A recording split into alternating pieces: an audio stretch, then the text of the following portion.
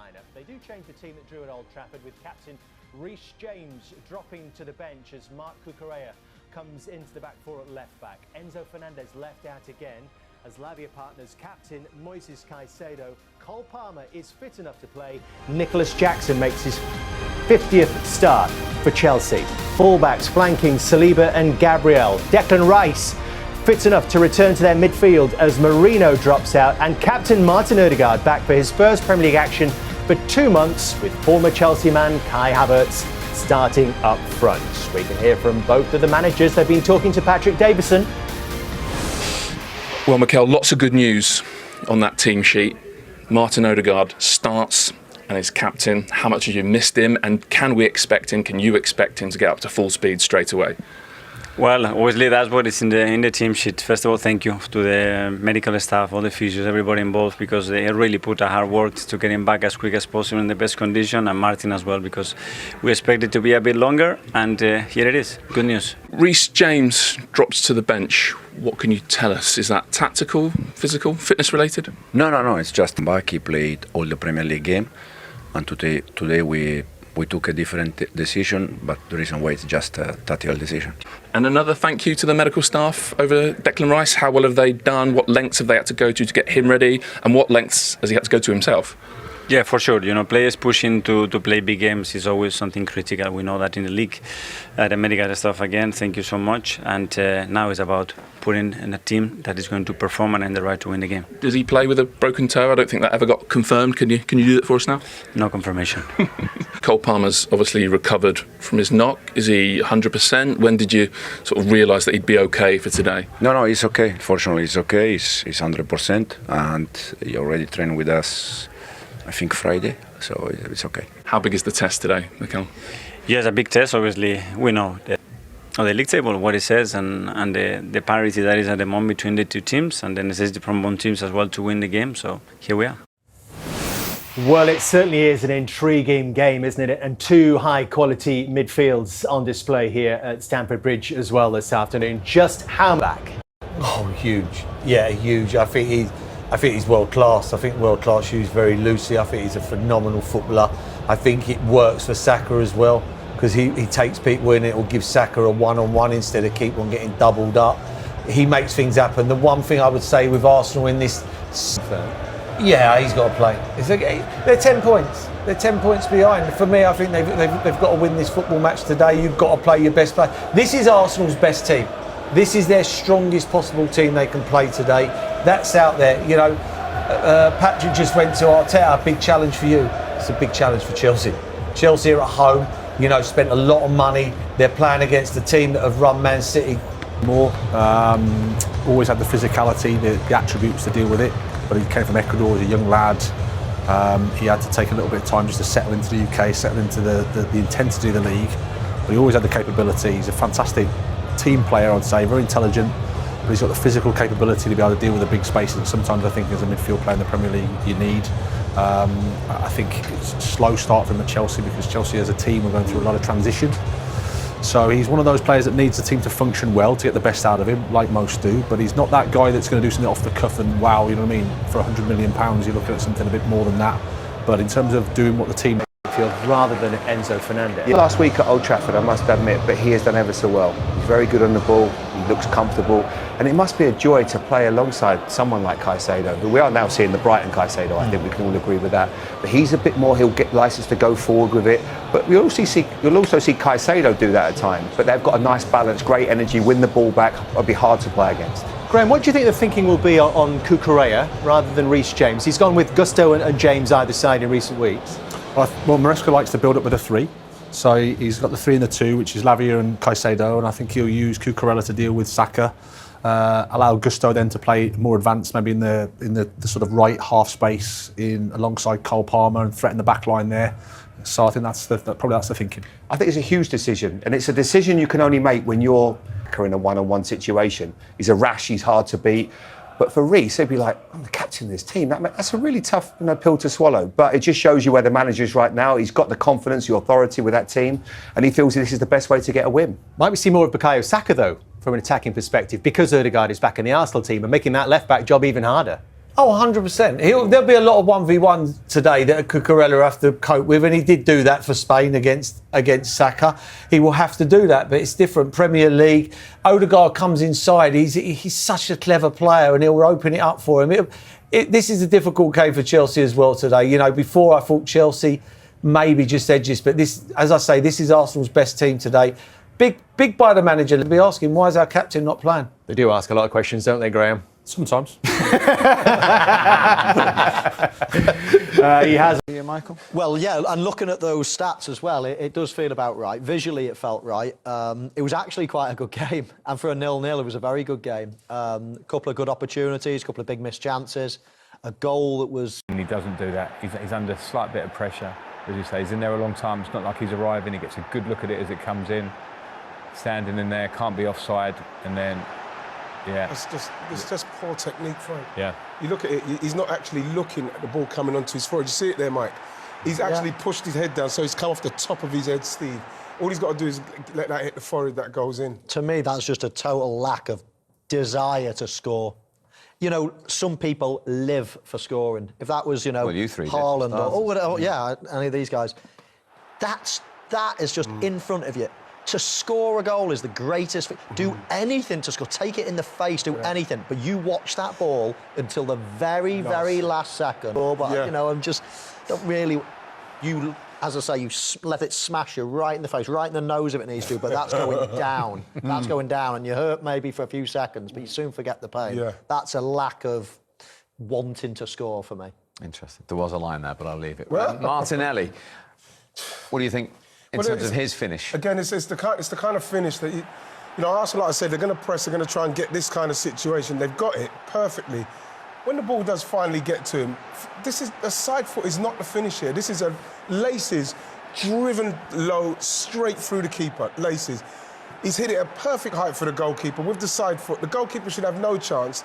And it's just, when you look at it from this angle here, Steve, this one here, look, that's just nothing. It's a nothing finish. He should be lacing that straight through everything. It's a poor finish for his calibre. Felt like a lack of conviction. Yeah. You know, a player maybe who's not being at his best or whatever, but you've absolutely completely agree with what you decided. As if you're going for the near post. Yeah. But it's not really the finish. I agree with the lads. And the ball is bouncing lovely. You can almost get loads of power on you. A real good half volley, smash it right across. If you're going across the goal, you've got to hit that with more power, laces, and keep it low. Fascinating. Finishing clicking. Episode 2 comes next week. Do we think it's going to be a fine margins game, looking at that? Who takes it and who doesn't? Well, I think there could be goals in it. There's chances. Both teams are playing quite well. I've been really impressed with the quality of the game. So I'd expect more chances and maybe goals as well, yeah. But it could be, obviously, it's going to be tight. You know, it could be one goal separates these two teams. First goal is going to be absolutely vital, but really interesting. It's poised. I think for me, I think as it's going on, I think it's going to get tighter and tighter, and people are going to get more and more afraid to make that mistake.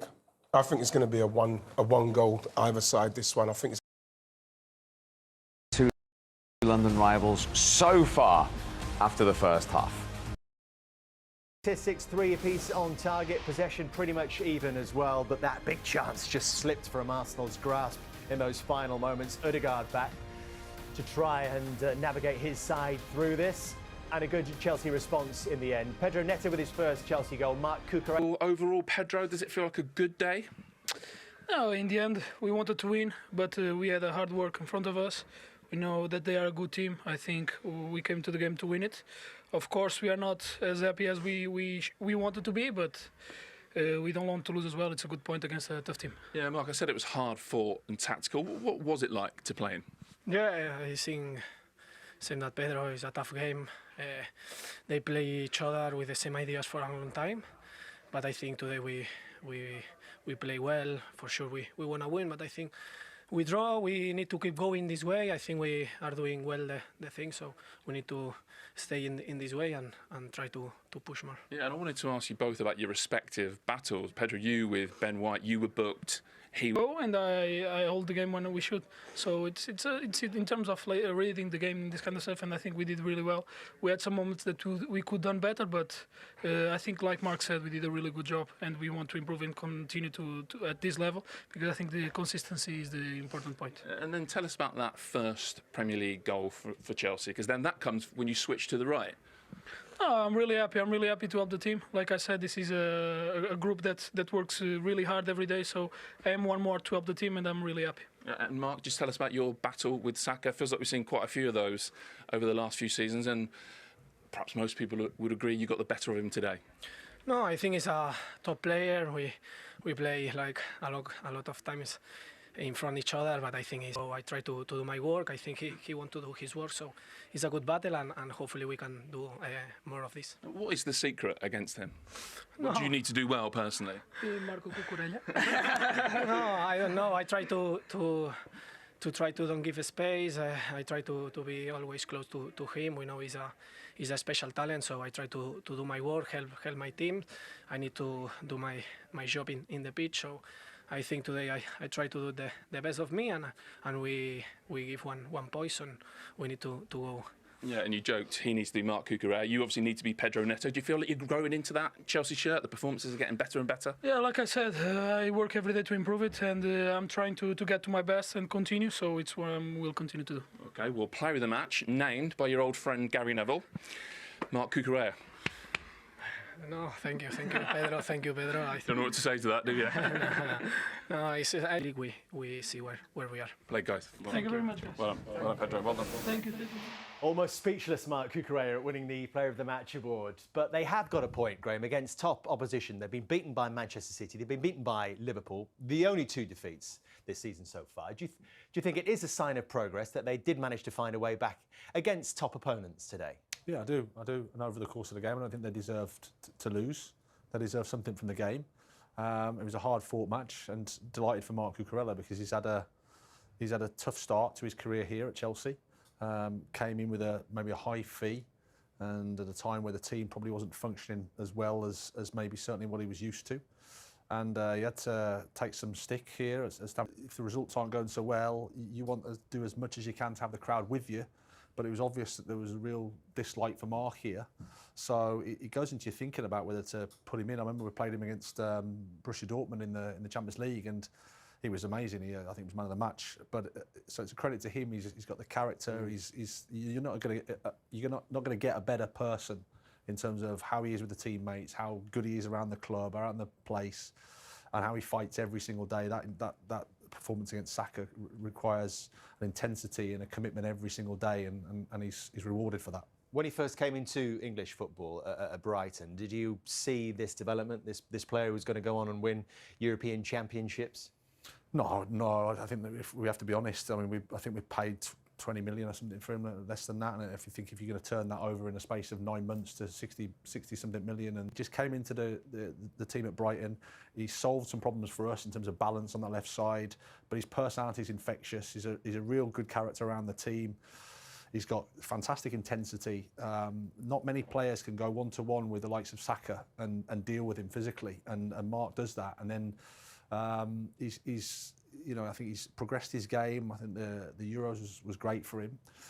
He's not the final third necessarily player, so I think how they've found a role for him now at Chelsea has been really good. Left of a 3, sometimes in build-up, sometimes in central midfield. He's better suited to that than he is maybe attacking the back line. But like I said, all-round person, he's amazing. It was a bold move as well by the manager, wasn't it? Because Reece James played left-back last week. He decides to play him because he probably realised one-on-one defending, he's as good as anybody, and he gets close to Saka. It was a great battle all game between the two of them, and you have to probably say he just edged it. Yeah, he did. Yeah, you're right. I mean, it's a situation at the moment because sometimes Gusto goes up into the 8 space, and he's maybe not that type of player to receive in between the lines. He's more attacking the back line type player, combinations with Madueke. But yeah, you're right to leave out Reece, who is he's the captain. He's on his day, he's one of the best players. But I think that he's trying to find his way back into form as well. He's had a long time out, injury. He needs rhythm. He needs a lot of games. So I think it's he'll have his moments and he'll be back again. There were a couple of big calls from Mikel Arteta in his selection as well today. There was a question over Declan Rice's fitness. He came back into the team, and of course Martin Odegaard playing for the first time in 2 months from the start in the Premier League. Did you like what you saw from Arsenal today, despite the fact it is now 4 without a win in the Premier League for the first time in 18 months? Yeah, it's hard. Arsenal got a bullseye on their back. They're a big team in full flow. everybody's moving. It's like the red arrows, you know, everybody's wanting the ball. Today, you're seeing it from up here where we've got an unbelievable view, and Partey gets it, or Rice gets it, or Odegaard, and there's not a lot of options. Do you know what I mean? It's not like 5-6 passes. And, you know, you see from the goal when Odegaard nicks the ball, it's only because of his intelligence and his vision. There was only one pass on when he nicks it, and that was out wide again. You know, he's a clever footballer. You know, and it's only good for Arsenal. They've got to get on a run now, got to get consistent. They can reel off 5 or 6 wins. They will have to do Well, that. absolutely. We saw they were perfectly capable of that, didn't we, last season? You spotted, Graham, when you were watching it, that Arsenal will come to the goal in a second, but even before that, the big chance in the first half